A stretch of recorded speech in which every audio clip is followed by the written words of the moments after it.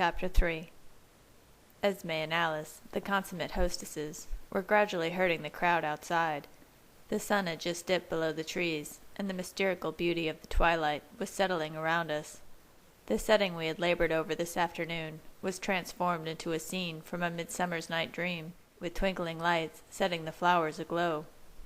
Several trestle tables stood off to one side, overflowing with steaming food and chafing dishes, and fruit and cheese piled on silver platters. Some of the guests were already filling plates, but a continuous line of guests came to us with hugs, kisses, and warm handshakes. Hearing their thoughts as they embraced Bella, seeing how absolutely she had won the hearts of so many people, it was incredible to witness.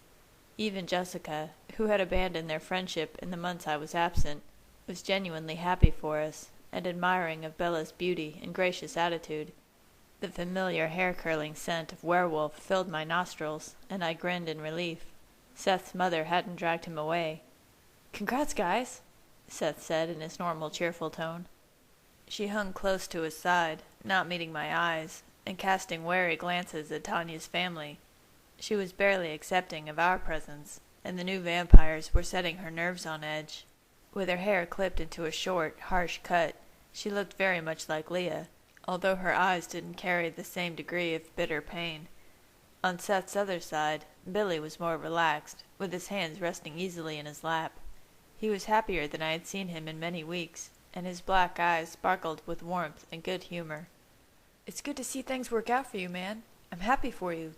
Seth grinned as he caught me in a scorching hug. Sue shuddered, and her thoughts screamed against the unnatural friendship we shared. "Thank you, Seth. That means a lot to me." I turned my head to include Sue and Billy. "Thank you as well, for letting Seth come, for supporting Bella today." "You're welcome," Billy replied in his gravelly voice. His thoughts remained focused on the gathering around us, but the brief image of a russet wolf and the flash of fatherly affection told me where his thoughts really were.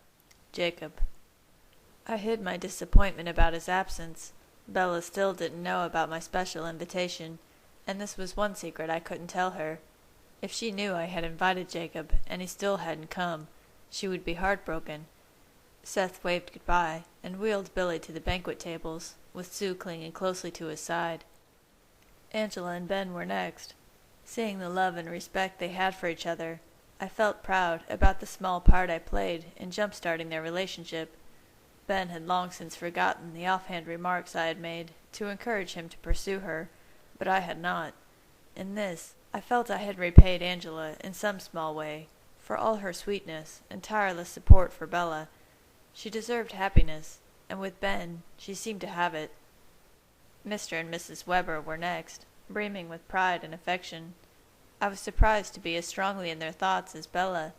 Very few humans were so transparent in their goodness. With their influence, I didn't need Alice's vision to see a future filled with love and happiness for Angela and Ben. I had to carefully modulate my expression when Tanya appeared before me. She eyed Bella critically, skeptical of my attraction to a human. When she hugged me, it was just a little too close, just a little too prolonged to be appropriate. "Ah, Edward, I've missed you." Her voice was like warm silk, low and full of deeper meaning. Her thoughts, possessive and tinged with jealousy, made it clear that she saw Bella as a fleeting obstacle to her goals. I put some distance between us, resolved to draw the line firmly and clearly, but also striving to act as a gentleman should. "It's been too long, Tanya. You look well." "So do you." Her eyes flickered over my chest and shoulders before she met my gaze again with slightly hooded eyes.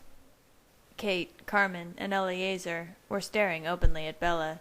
Their curiosity was plain in their thoughts and on their faces. Bella stiffened uncomfortably by my side under their scrutiny. I squared my shoulders against their doubt. For all the decades we had been friends, they had never understood my solitude or my withdrawn attitude.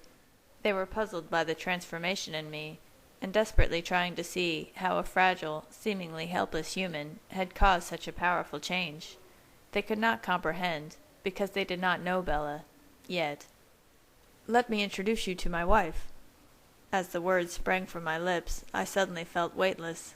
They all laughed in response to my voice bursting with pride, not fully understanding yet, but accepting. For Bella's sake, knowing her insecurity about my relationship with Tanya, I took the introduction one step further, and personally introduced my chosen one, my soulmate, to her self-proclaimed rival. "Tanya, this is my Bella." Tanya took her hand in greeting, but her thoughts had still not completely let go of her claim on me. "Welcome to the family, Bella. We consider ourselves Carlyle's extended family, and I'm sorry about the recent incidents when we did not behave as such. We should have met you sooner. Can you forgive us?" This admission on their first meeting did not set my mind at ease. Although her thoughts declared the truth of her feelings toward me, Tanya was making an effort to accept Bella and our marriage. "Of course. It's so nice to meet you." Bella spoke breathlessly, obviously overwhelmed by the presence of 4 new vampires. "The Cullens are all evened up in numbers now. Perhaps it will be our turn next, eh, Kate?" Tanya joked with her sister. "Keep the dream alive." Kate rolled her eyes in response. She had never been as man-hungry as Tanya. Taking Bella's hand gently in her own, she greeted her with a smile. "Welcome, Bella." Carmen stepped forward and placed her hand over Kate's. "I'm Carmen. This is Eleazar. We're also very pleased to finally meet you." "Me too," Bella stuttered. Tanya glanced over her shoulder, taking in the shocked expressions on the faces of Charlie's deputy, Mark, and his wife. Their thoughts were a whirl of fascination and instinctive fear. Tanya decided to move on, but she was amused by the petrified stare on Mark's face. "We'll have to get to know each other later. We'll have eons of time for that." Tanya drew the others away, laughing. The line moved more quickly now, and we were soon free to fill a plate for Bella. I took more pleasure than I expected to, waiting on her, bringing her more to drink, and holding her hand as she picked at her food. In between bites, people were constantly joining us for polite conversation, or endless streams of compliments on her hair, her jewelry, her dress, or the decorations. Bella blushed profusely under the shower of attention, occasionally deferring the credit to Alice, Renee, and Esme. The entire time, I couldn't bear to leave her side for more than a moment, and only if it was for her pleasure or comfort. Whenever I returned to her, she greeted me with a kiss. Activity was slowing as the buffet tables were gradually emptied of their burden. Carlyle was the first to stand and raise his glass, clearing his throat to begin the toast.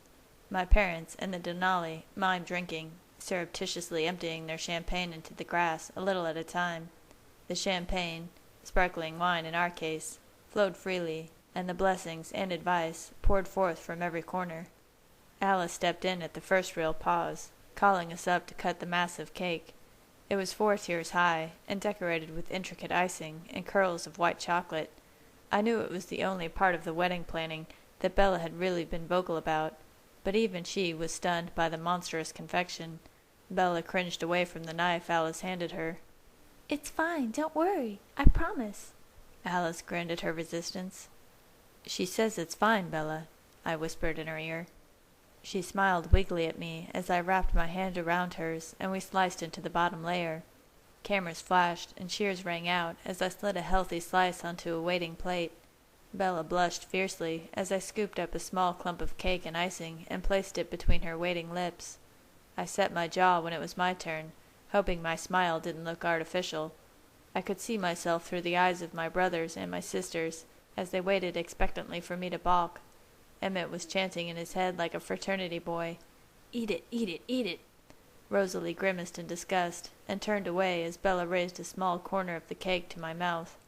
Her eyes widened in shock as I carefully took the cake from her fingers with my lips and swallowed it down in one quick movement. I grimaced as the slimy chunk slid down my throat, coating my esophagus with globs of icing.